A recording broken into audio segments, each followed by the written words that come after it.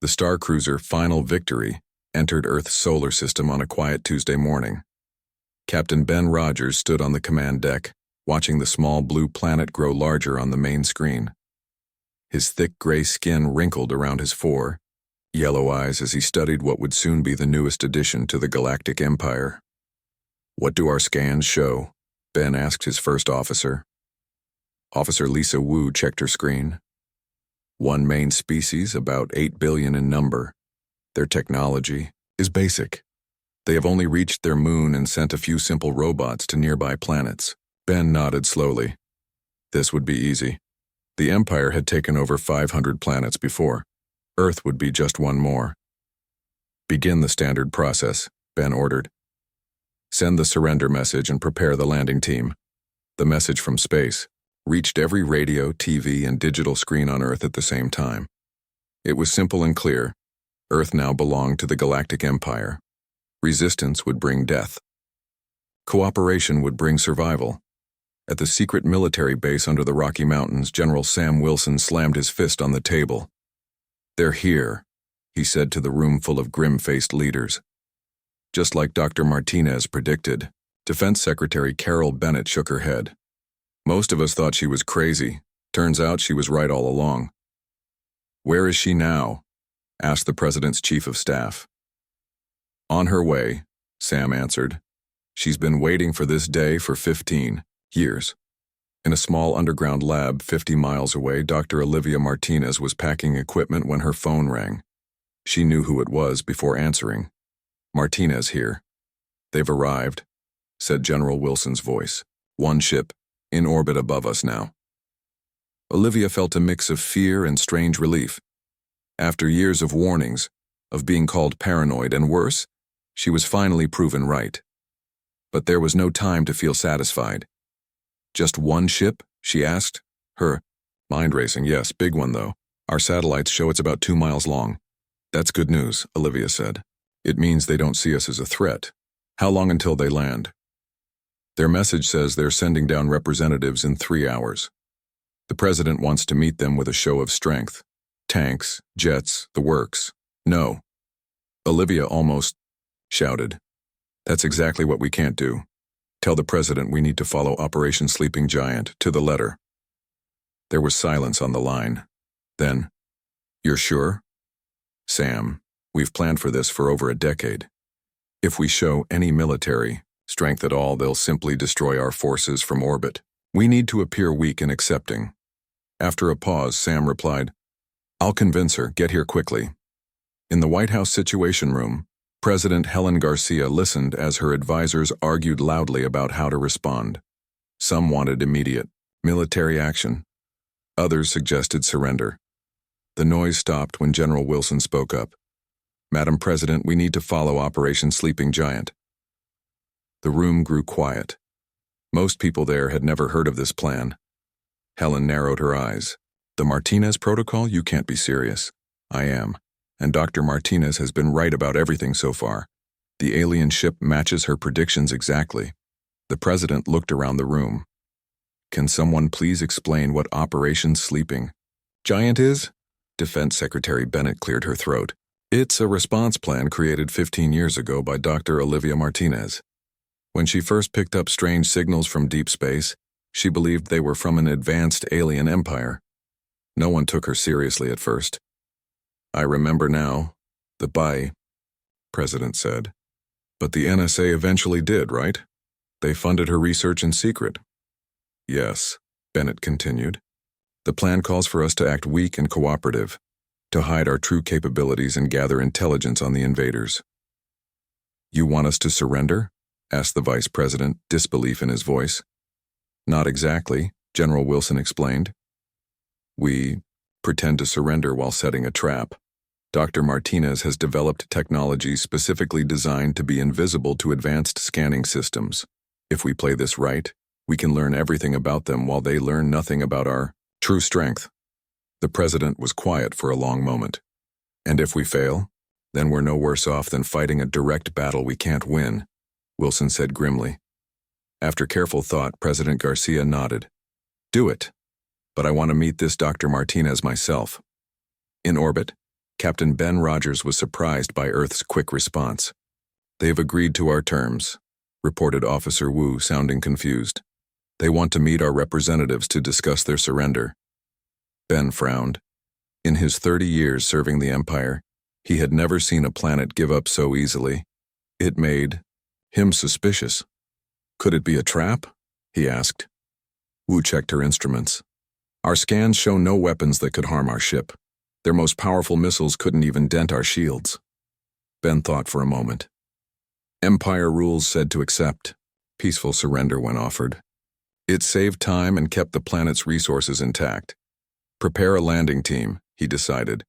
"Full security measures." As the small Imperial ship flew down to Earth, Science Officer John Morris felt excited. This was his first planet takeover mission. He studied the information about humans on his screen. "They're quite interesting," he told Security Chief Valerie Green. "Divided into many countries, but biologically all the same species." Valerie checked her weapon for the third time. "I don't care how interesting they are. Something doesn't feel right about this." John laughed. "You're too paranoid. What can they do? Their most advanced fighter jets are toys compared to even this small shuttle." The landing site was a large open field near a government building. A small group of humans waited there, dressed in formal clothes with no visible weapons.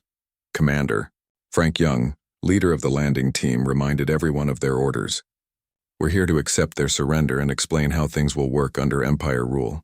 Be firm but not cruel." As the aliens stepped onto Earth soil for the first time, they didn't notice the tiny sensors hidden in the ground beneath them. These sensors were secretly scanning everything: their biology, their technology, their weapons. Dr. Olivia Martinez stood among the greeting party, her face showing polite interest. Inside, her mind was working fast, noticing every detail about the aliens. "Welcome to Earth," said President Garcia with a calm smile. "We're ready to discuss our planet's new place in your empire." Behind her polite words, a carefully planned trap was beginning to unfold. The Galactic Empire had no idea what they had just walked into. 2 months had passed since the aliens landed. Now 20 huge Empire ships circled Earth like hungry sharks. Captain Ben Rogers watched from his window as another transport ship headed down to the planet. The humans were being very helpful. Too helpful. It made him nervous. "Computer, call Governor Steve Lewis," Ben ordered. A screen lit up showing Lewis, the human put in charge of managing Earth for the Empire. "Captain Rogers, how can I help you today?" Lewis asked with a perfect smile. "Governor, I'm worried about how easy this has been. Most planets fight back at least a little. Your people have given us no trouble at all." Lewis nodded. "Captain, you must understand that Earth has been divided for hundreds of years. Many people see the Empire as a way to finally bring us together. Why would we fight when we can learn so much from you?" Ben didn't quite believe this, but he had no proof of any problems. "Fine. Keep things running smoothly. I expect your report tomorrow." After the call ended, Ben looked down at Earth. Something was wrong. He could feel it. He was right. Deep under the mountains in a secret base, Dr. Olivia Martinez stood before 50 of Earth's top military and science leaders. "Project Trojan is ready," she announced. "We've studied the aliens' biology from the data we collected when they first landed. We can move to the next step whenever we choose." General Sam Wilson nodded, his face serious. "The Empire now has 20 battleships above us. They're building bases on our planet. If we're going to act, it needs to be soon." "Will there be many human deaths?" asked Dr. Jeff Kim, who was in charge of ethics for the project. "Very few," Olivia answered. "The virus we've created only affects the special biology of Empire species. It won't hurt humans or Earth animals." "And it will work on all the different alien types?" Sam asked. "We've counted at least 10 different species working for them." Olivia smiled slightly. "Yes. The virus targets something all Empire citizens have: a genetic change they made to themselves centuries ago to live longer and stay healthy. Their greatest strength is now their biggest weakness." President Helen Garcia, who had been listening quietly, finally spoke. "How long have we known they were coming, Dr. Martinez?" Olivia looked around the room before answering. We caught their signals 40 years ago, Madam President. They weren't talking to us, we just happened to pick up their messages. We've been getting ready ever since. And they have no idea we know so much? None. They think we're just primitive. Humans taking our first steps into space. They don't realize that we've carefully developed our technology to look simple and harmless. Olivia allowed herself a small smile. They're too proud. That's our best advantage. The president stood. Up. Then we start phase 2. I hope history will forgive what we must do. On the main Empire ship, Officer Lisa Wu found human behavior very interesting. Unlike most planets the Empire took over, humans seemed happy to adopt alien ways and technology. As she studied human culture, she found this strange. They're too quick to adapt, she told John Morris as they ate lunch in the ship's cafeteria. It's almost like they were expecting us. John shrugged. Maybe they're just smart. Why fight when you know you can't win? But that's the thing. Most planets do fight even when they can't win. It's about pride. Lisa pushed her food around with her fork. These humans, they're acting. You worry too much, John said, but his eyes showed doubt. Neither of them knew that within one day they would be among the first victims of Earth's carefully planned attack. The next morning, as Captain Ben Rogers prepared for a routine check of Earth's new spaceport, his communication officer received an urgent message. Captain, we're getting reports of Empire personnel getting sick all across Earth, the officer said. Governor Lewis is asking for medical help right away. Ben's instincts told him this was danger. Lock down all shuttles, no one comes up from the planet. Tell medical to prepare for possible disease. But it was too late. The sickness had been carefully spread to Empire staff who had gone back to their ships, carrying it with them without knowing. What the Empire couldn't understand, was that humans had been studying them from far away for decades, preparing for their arrival. The first part of Earth's trap had now been sprung. Captain Ben Rogers watched in horror as the medical bay filled with sick crew members. Aliens of every type in the Empire fleet were falling ill with frightening speed. They all showed the same terrible symptoms. First came fever and confusion. Then their special immune systems, the ones that had kept Empire citizens safe from disease for thousands of years, began to fail. This was made on purpose, the head doctor, Susan Kelly, explained. Under her human-looking skin was the scaly body of a lizard-like alien, one of the Empire's oldest member species. This disease targets the special genetic changes all Empire citizens have. How is that possible? Ben demanded. Those genetic changes are top secret. I don't know, Captain. But this is no normal disease. Someone created it just to attack us. Ben's mind raced. If humans had technology advanced enough to make such a weapon, what else might they be hiding? Put all ships under quarantine. Stop all contact with Earth, he ordered, and get me the Emperor. On Earth, in the hidden mountain base, Olivia Martinez watched the progress of what was officially called Operation Trojan Horse, but which most people simply called the virus. Computer screens showed the disease spreading quickly through the Empire fleet. Phase 2 is moving faster than we expected, she told President Garcia, who stood beside her. Their biology is actually helping the virus spread. Their air systems are carrying it to every part of their ships. How many have died? The president asked quietly. About 30% of their forces so far. We expect that to reach 80% within the next 12 hours. President Garcia closed her eyes briefly. Even though this had been planned for decades, even though she understood the deadly threat the Empire posed, the size of what they were doing weighed heavily on her. Is Phase 3 ready? Olivia nodded to General Wilson, who stepped forward with a tablet showing complex plans. Our secret agents are in position, Sam explained. The virus was only the first part of our defense. While the Empire is dealing with the disease, we'll activate our technology attacks. What the Empire didn't know, what Earth had kept hidden, even from humans who worked with the aliens like Governor Lewis, was that humanity's seeming technological backwardness had been a careful act. For 40 years since first detecting the Empire's messages, Earth had developed its technology along a very specific path, creating weapons and defenses that would appear primitive or even invisible to Empire scanning technology. In orbit, as the crisis on the fleet got worse, Communications Officer Nancy Rivera noticed something odd about the signals coming from Earth. "Captain," she called to Ben, who had barely left the bridge in 3 days, "there's a strange pattern in the background radiation from the planet." Ben, exhausted and desperate, moved to her station. "Show me." "It's very subtle, sir. But there's a regular pulse that doesn't match any natural pattern. It's like a signal." Before Ben could respond, alarms sounded across the bridge. One by one, critical systems throughout the fleet began to fail. Weapons, shields, engines, everything was shutting down or acting strangely. "Report," Ben shouted, over the noise. "Sir, we're detecting many small objects rising from the planet's surface," the weapons officer responded. "They look like simple missiles, but our defenses aren't responding to them." Ben felt a cold chill run through him. The missiles weren't simple at all.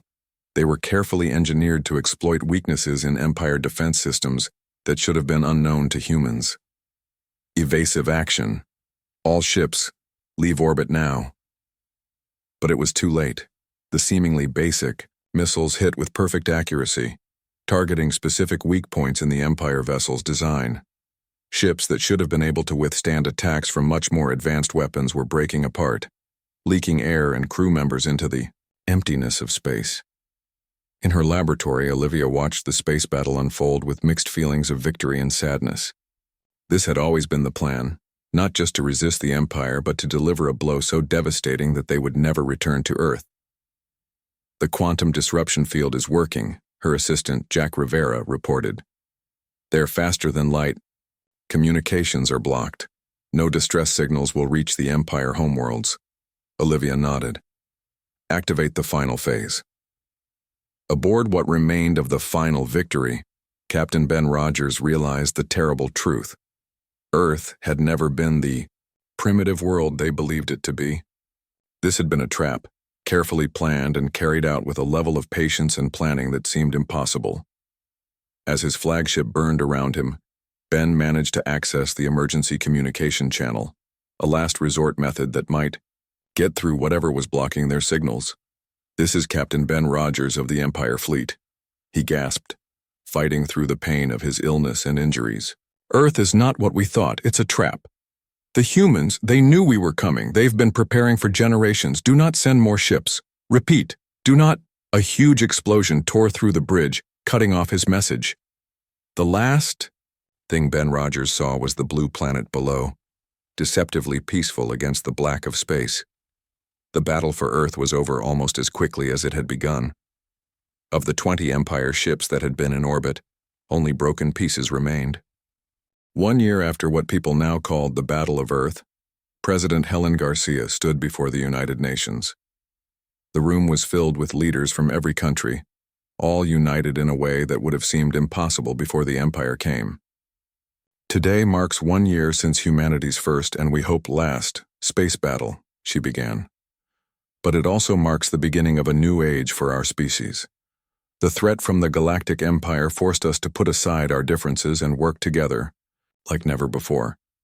That unity must continue if we are to be safe among the stars."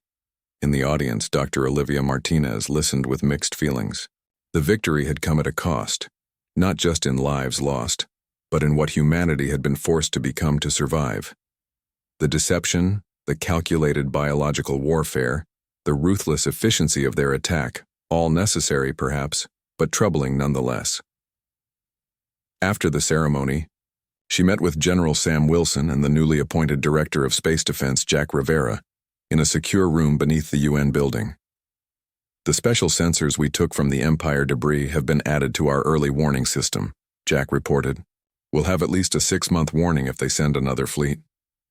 "Will they?" Sam asked, voicing the question that had worried them all for the past year. Olivia checked her tablet. "Based on the partial message we caught from Captain Rogers before his ship was destroyed, we believe he tried to warn them away. Whether they received that message is unknown." "And if they didn't?" President Garcia asked, joining them after finishing her speech. "Then we must be ready," Olivia said simply. The Empire controlled thousands of worlds. The force they sent to Earth was tiny compared to their full military power. But now they know we're not the simple species they thought we were, Sam pointed out. The surprise factor is gone. "Not completely," Jack countered. "They know we had some hidden abilities, but they don't know how much technology we really have or how much we prepared." Olivia nodded. "The invasion force didn't live long enough to send detailed information about what happened here. If the Empire returns, they'll be more careful, but they'll still be guessing about what we can do." "So we continue the act," Garcia concluded. "On the surface, we show ourselves as a species just beginning to recover from an unexpected attack. Meanwhile, we prepare," Olivia finished. "The Empire ships gave us valuable technology and information. We now have a much better understanding of their abilities, their biology, and their battle plans. In the years since the battle, humanity had been working hard to combine salvaged Empire technology with their own hidden advances. The results were impressive. A defense system that surrounded the entire solar system, able to detect and possibly stop another invasion force, ships with abilities that matched or exceeded those of the Empire fleet, and weapons specifically designed to target Empire weaknesses. But perhaps most important was the psychological change that had happened on Earth. For the first time in history, humanity was truly united in purpose. The existence of an outside threat had done what centuries of talk and diplomacy had failed to do. Elsewhere in the galaxy, the Empire Council met in emergency session. The loss of an entire fleet, including one of their most experienced captains, had never happened before. "We received a partial message from Captain Rogers," reported High Counselor Ann Stewart, representing the human-like founder species that had started the Empire thousands of years ago. It was broken up, but the message was clear. Earth was a trap. "Impossible," said Counselor Drack of the Vrax group. "Our information showed a primitive species barely able to travel between planets. Yet 20 ships and over 30,000 crew members have been lost," Ann countered. Something went terribly wrong. The debate continued for days, with some council members wanting an immediate, overwhelming response, a punishment fleet that would reduce Earth to ashes, while others urged caution. In the end, they decided to send probes first, small automated ships that would watch Earth from a distance, gathering information without risking more lives. What those probes would discover months later would shock the Empire, a seemingly devastated planet struggling to recover from the conflict, with little visible technological progress beyond what had been reported initially. The perfect image of a primitive world that had gotten lucky, or so it appeared. The truth, hidden beneath Earth's carefully constructed act, was far more threatening. Humanity had not only defeated the Empire's invasion force, but had used the opportunity to leap forward technologically. The salvaged technology had been taken apart and improved upon. The biological samples had revealed weaknesses that could be exploited in future conflicts. And most importantly, humans had discovered something the Empire had kept secret for thousands of years. They were not the only power in the galaxy. There were others, civilizations and alliances that existed beyond the Empire's borders, some of whom had been fighting its expansion for centuries. In her private laboratory, now built deep within the moon's surface, Olivia Martinez reviewed the latest data from the Long-Range Communication Array, another technology salvaged and enhanced from the Empire wreckage. The array had detected signals that didn't match known Empire patterns. "We're not alone in our resistance," she told President Garcia during her inspection tour of the facility. "There are others out there who have been fighting the Empire for generations." "Possible allies?" Garcia asked. "Maybe, but that assumes we can find and contact them without alerting the Empire to our true abilities." Garcia nodded thoughtfully. "A delicate balance. We must appear weak enough to be dismissed, yet strong enough to prevent another direct attack." "It's the long game now, Madam President," Olivia said. "The Empire thinks in terms of centuries, so must we." As they spoke, beyond the edges of the solar system, the automated Empire probes continued their observation, sending data back to the Council. The reports they sent, painted a picture of a world that posed no significant threat, exactly what Earth wanted them to see. But hidden inside one of those probes was a message planted by one of Earth's secret cyber warfare teams. It would activate only when received by a specific Empire system, delivering a warning directly to the Council. Earth knows you now.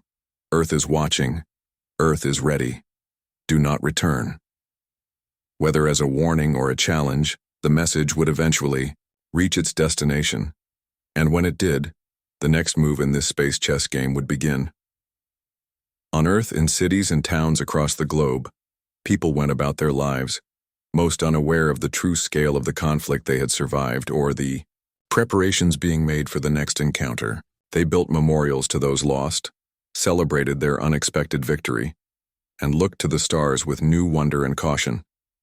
They had faced the galaxy's greatest power and survived. More than survived. They had revealed themselves to be something the Empire had not encountered in thousands of years of conquest, a genuine threat. The Galactic Empire had been warned. Earth was a trap, and next time, they would be even more ready. The end.